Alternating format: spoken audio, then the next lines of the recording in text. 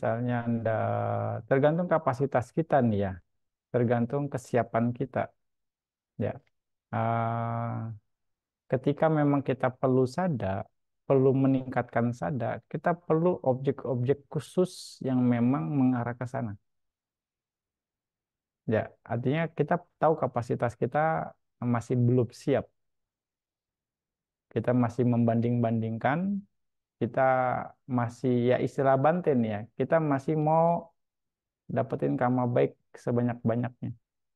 Kita mau apa namanya? Misalnya hanya mengumpulkan karma baik saja, bukan praktisi dhamma. Ya, hanya mencari karma baik, hanya untuk mengumpulkan karma baik saja. Ya, ketika kapasitas kita hanya pengumpulan karma baik, ya, kita perlu cari orang yang berkualitas atau objek yang tepat untuk menerima dana kita. Dengan begitu akan bisa minimal memuaskan apa yang kita inginkan. Itu bentuk yang wajar. Itu adalah proses perjalanan spiritual. Makanya Buddha mengajarkan itu, kemurnian berdana, ya kan? Kemurnian berdana dimurnikan si pemberi dan si penerima. Buddha emphasize-nya penerimanya di sini, ya kan? Menjelaskan tentang siapa orang yang bisa memurnikan dana kita, ya enggak? Si si penerimanya murni, murni secara sila, ya kan? Murni silanya, mungkin tingkatan tingkatan batinnya, ini adalah orang-orang berkualitas yang mana kita bisa meningkatkan kualitas berdana kita dari satu sisi, ya kan? Oke, orang akan mencari ini.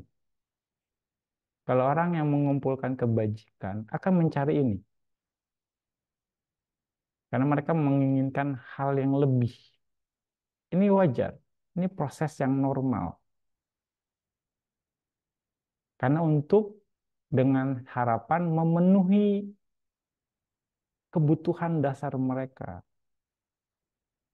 keinginannya terpenuhi minimal. Ini kan berarti tingkat apa namanya? Tingkat kematangan kebijaksanaannya ya, gitu.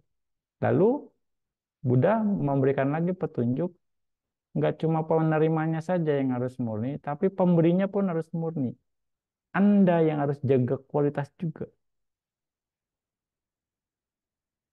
untuk bisa lebih meningkatkan lagi hasilnya. Nah, kita bicara hasil,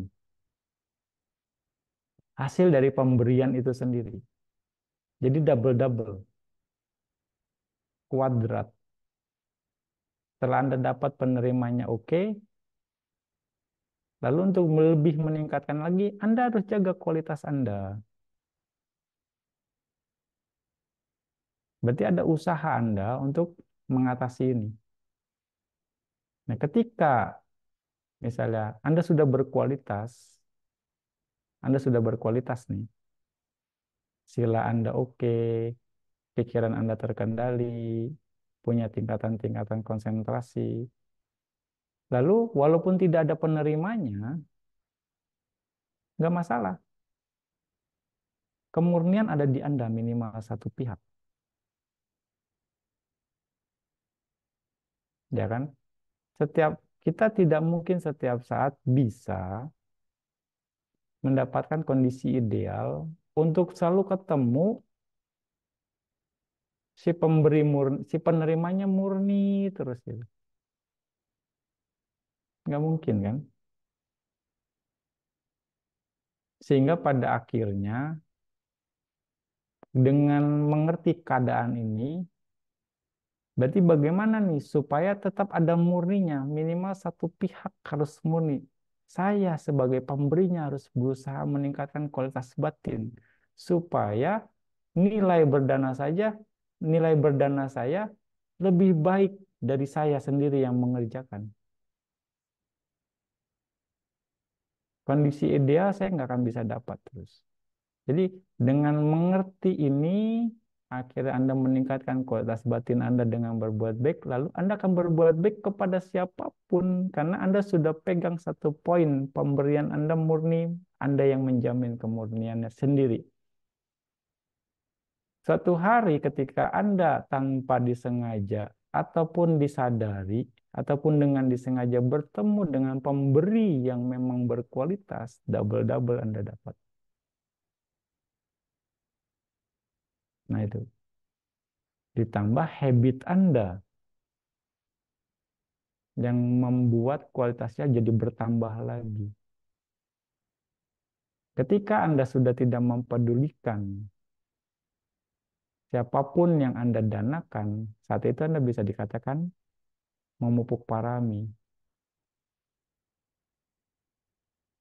Tapi Anda menjaga nilai pemberian Anda minimal dari Anda. Kualitas Anda yang dijaga minimal. Ada poin plusnya di sana. Karena memang sekali lagi, kita nggak akan pernah bisa dapat kesempatan yang terus. Kecuali Anda tinggal dengan arahat. Ya, kecuali. Ya, ya terus Anda jaga sila dengan baik. Nah, itu Anda dapat jackpot terus setiap hari misalnya. Seperti itu. Iya enggak? Nah, jadi di sini. Ya, jadi di sini maknanya. Jadi memang kita harus menjaga kualitas kita sendiri minimal dan balik lagi tinggal mindset kita lagi. Ya, Anda mau memupuk parami, nanti ujung-ujungnya ke sana. Jadi siapapun kepada siapapun Anda boleh lakukan berdana kok pada akhirnya. Tapi sekali lagi kalau kita belum siap, silakan Anda memilih ya. Sampai Anda menyadari kondisi ini, silakan Anda memilih. Silakan. Itu akan mungkin itu akan membuat Anda lebih nyaman, bikin Anda happy di saat itu. Oke, it's fine. Nggak salah, ya. Karena memang itu sesuai dengan kebutuhan psikologisnya seseorang. Ya, sampai akhir nantinya mereka mengerti. Oh ya keadaannya begini, berarti saya harus mempersiapkan diri saya dengan baik ya. Nah, dengan begitu Anda siapkan diri Anda dengan baik, Anda berbuat baik kepada siapapun dengan niat meta, dengan memperkuat meta Anda, dengan memperkuat saya berbuat baik untuk kebahagiaan makhluk lain, itu justru lebih berkualitas pada akhirnya. Itu akan memenuhi unsur tiga akar itu sendiri. Ya, jadi kebajikan Anda dengan siapapun berkualitas dari sisi yang lain gitu kan. Dari sisi yang lain. Tihetuka Anda dapat. Lalu kesiapan Anda juga dapat. Secara kualitas yang Anda jaga. Nah, sehingga kebajikannya bermanfaat. Nah, kira-kira pertanyaan Anda terjawab atau enggak? Silakan Anda ini sendiri ya. Kira penjelasannya begitu Pak Indra ya. Hmm.